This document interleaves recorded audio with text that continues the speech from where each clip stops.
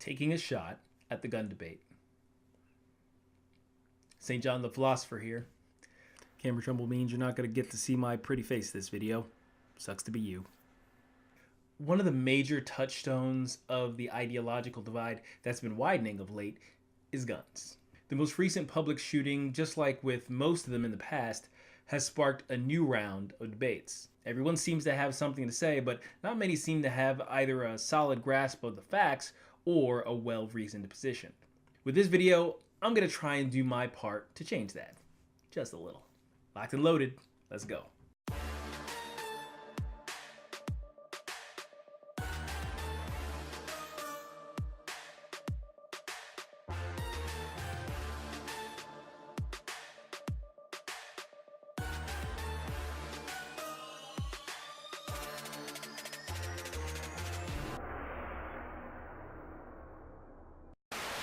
Before we get down to the nitty-gritty on guns in America, we first need to establish the foundational ideas behind the arguments.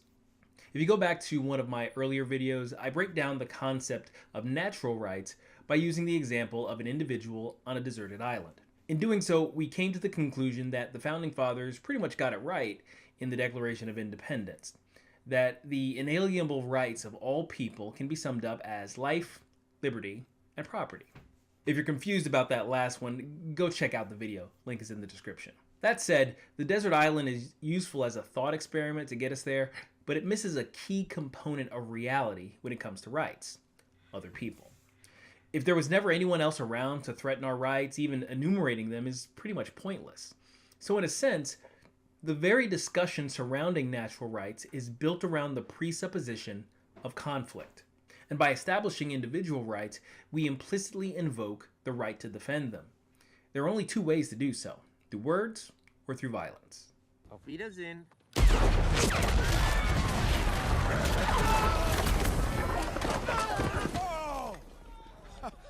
Bullseye. Let's say someone wants to take something that belongs to you, violating your natural right to property. You can say, hey, don't do that, that's mine. If the other person agrees, oh, I'm sorry, you're done. If that person instead responds, I'm taking it anyway, things could get physical. And if they do, the existence and the affirmation of your natural rights justifies your actions. Do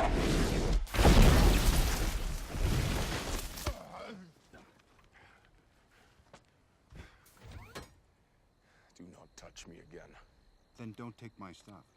Therefore, it must be said that the right to self-defense is implicitly part of the natural rights equation, in some ways binding life, liberty, and property together like the top on a three-legged stool.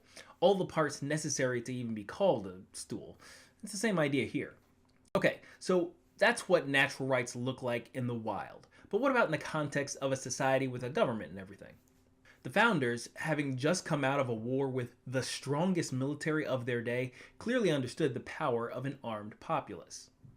The Continental Army, after all, was just a collection of civilians who brought their own firearms and came under the command of locally elected officers.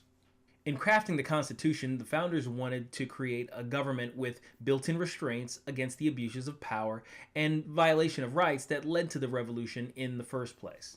Thus, the three branches, limited government responsibilities, and the system of checks and balances. Finally, they were left with two competing concerns.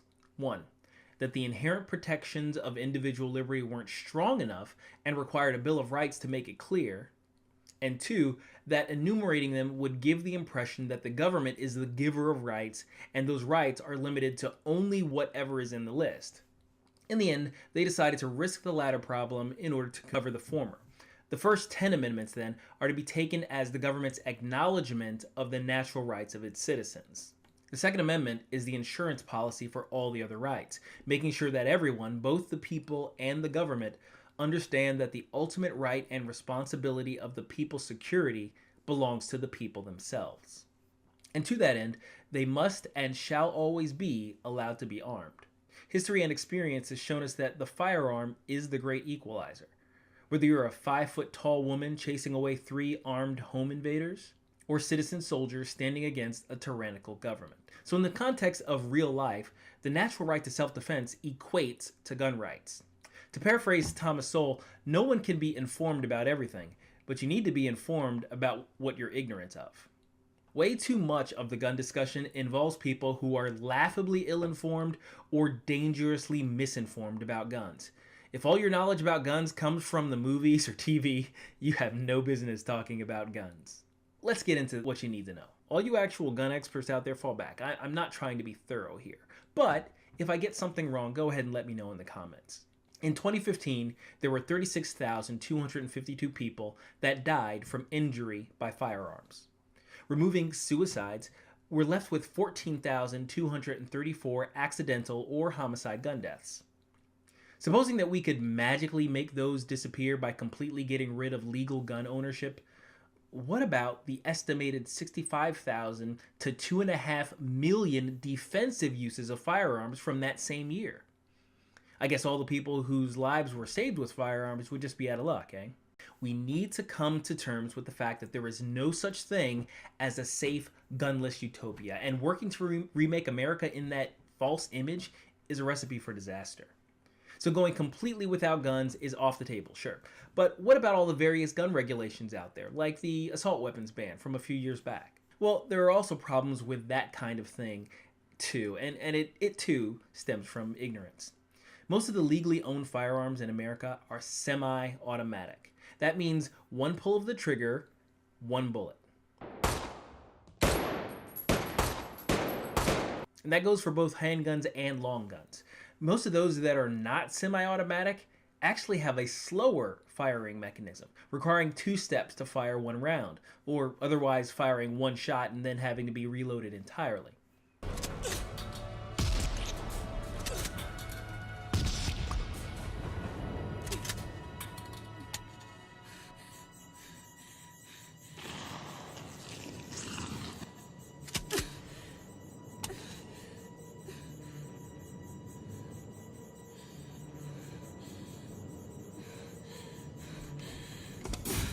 Now, there are a few legal automatic firearms out there. Automatic or fully automatic guns fire multiple rounds with 1 trigger pull. These have been tightly controlled since the 1930s.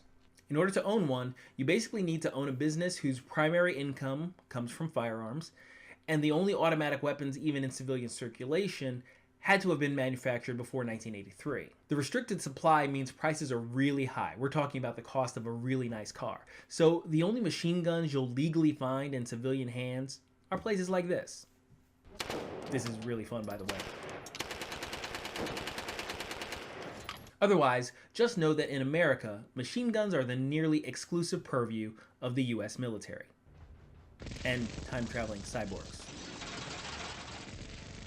Now, about the whole assault weapon thing, this is a term created to describe semi-automatic civilian firearms in a way that conflates them with fully automatic military firearms. It's meaningless and misleading, and we really need to just stop using it. It also highlights how the biggest problem with having a public debate about so-called assault weapons is that the public is extremely susceptible to being misled. Let's play a game.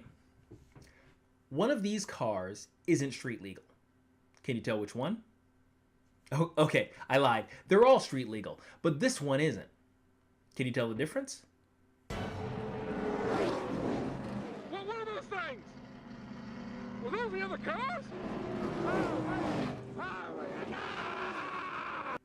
The thing is, while all the cosmetic similarities tell our brains that these are all in the same category, we're generally blind to the legal and essential differences that set them apart. That's why we pay expert agencies to do the inspections and certifications for us. Let's go again, this time using firearms. Only one of these is an automatic weapon, already heavily restricted by laws, as we discussed earlier. The other 3 are semi-automatic and readily available at your local gun store. Any guesses? Actually, I lied again. None of them are fully automatic, but various laws have either existed in the past or are proposed for the future that would treat these guns the same as automatic weapons because of features like this, this, or this, even though every single one of them ultimately functions like this. Military style does not mean military grade.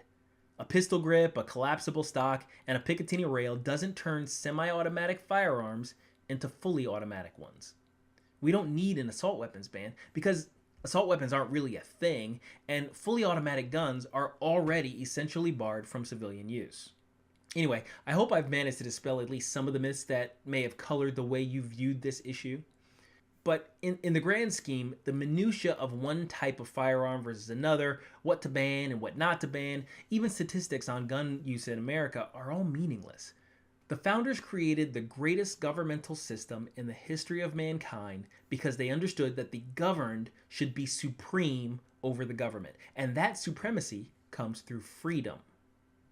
However, they also knew that such a nation would be inherently unstable because freedom is dangerous in the hands of a society without virtue. America is at a cultural crossroads, with one foot standing on the foundation of the Judeo-Christian ethic underscoring Western thought, and the other foot listing on the ever-shifting sands of postmodern relativism. The dynamic between these two forces creates societal results that can be hard to read. We are a people with more civil liberties than most other countries, and yet our prisons are overflowing. We have a thriving economy with unparalleled opportunity and upward mobility, but we maintain a massive unskilled and unmotivated underclass dependent on the welfare state. We have some of the lowest rates of violent crime in the world and falling, yet we seem to be increasingly plagued by terroristic threats and mass shootings. It's easy to see why there's confusion about the state of the nation and what we should do about it. The reaction to every one of these problems always seems to be a push for more laws, more regulations, a new bill drafted by 1,000 special interests on Capitol Hill, change for change's sake. Even though we know it won't actually change a thing, at least not the thing we want it to. Virtuous people don't really need many laws, do they? And no law has ever created virtue. But virtue is the answer nonetheless. Think about it. Would you rather be trapped in a house with 5 heavily armed nuns or 1 unarmed psychopath? I ate his liver with some fava beans and a nice Chianti. Suddenly guns aren't the problem, are they? So besides some important measures that could be taken in the short term to mitigate our current situation and shore up our existing safeguards, my response to the whole gun debate isn't about guns at all, but about people. Our culture is toxic. We teach our children that they're cosmic accidents, meat machines produced by chance for no real purpose but to pass on genes. So when they're confronted by the inevitable pain that accompanies existence, they're only left to wonder what universal force decided to torture them, and they curse it. We tell them that personhood is bestowed and controlled by others from the start. Your mother got to decide whether you were a baby or a clump of cells right from the beginning. And your peers, through social media and pop culture, determine your value. For those poor souls without the greatest parents, who aren't exceptionally attractive or skilled, who don't have an interesting personal story or whatever flavor of special movie stars and pop icons are into these days, they're nobodies. We show them that personal pleasure and amusement are the only solace we have in the short time between birth and death. That what little bits of happiness we can scrape together from moment to moment are all we get, one dopamine hit at a time. So the kids that are bullied at school, bullied online, and castigated for the few things they do enjoy in life feel trapped in a prison from which there is little hope of escape. They're left thinking that life is just a sexually transmitted disease with a 100% mortality rate. We've allowed forces in society to plant these seeds of nihilism all throughout our culture. The results shouldn't be surprising. We've created a generation of purposeless pleasure seekers with little reason to value human life, whose outsiders are horrifically depressed and willing to trade their lives in obscurity for infamy and death as suicidal mass killers. There is no easy answer here. There's no quick fix for a problem 50 years in the making. But yes, you can do something about this. Commit to virtue in your own life and to compassion when dealing with others. Spread the message of the values that will save our society everywhere you go through your personal example. Open your eyes and your heart to the lost souls around you who are standing on the precipice of the abyss. Be a light in the darkness, and don't you dare hide it. It'll be a long slog back from the depths, and it sure won't be easy, but few things worth doing are. Tell me what you think of this video. Let me know what you think about my take on the gun question. What do you think is the solution? Discuss in the comments. In the meantime, be sure to like, subscribe, and share for more videos on religion, culture, and politics. That's all for today. This is St. John the Philosopher. Goodbye, God bless, and I'll see you in another video.